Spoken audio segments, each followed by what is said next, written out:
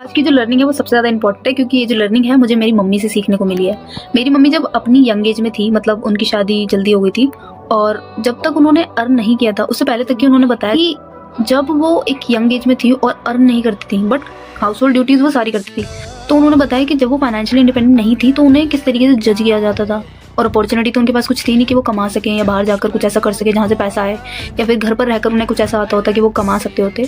तो उनको ऐसा कुछ भी नहीं आता था। बट जब हम थोड़े से यंग हुए बच्चे, जब हम लोगों को लगा कि अब मम्मी को कमाना चाहिए, या मम्मी को जब लगा कि now it's my time to earn, अब मैं अर्न कर सकती हूँ क्योंकि मेरे बच्चे स्कूल जाते हैं, मेरे पास काफ़ी हद तक टाइम बचता है,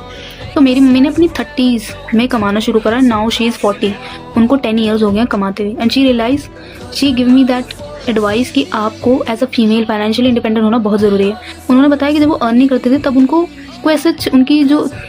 कोई भी ओपिनियन होता था उसको कोई खास वैल्यू नहीं होती थी, और ना ही उनको खास अहमियत दी जाती थी।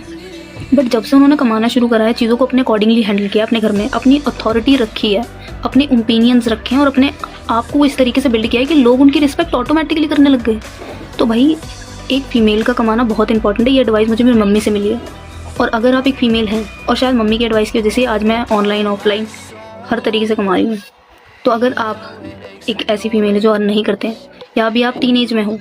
तो मेक श्योर कि आप अपनी आप को इस तरीके से बिल्ड करो, अपनी आप को इतना इन्हांस करो, अपनी स्किल्स को इतना इन्हांस करो कि एक अच्छी इनकम आप ऑल टाइम अर्न करो, जिससे कि आप अपने ओपिनियंस रख सको अपने अकॉर्डिंगली, जहाँ पर आपको गलत को गलत और सही को सही रखने की हिम्मत हो। Thank you.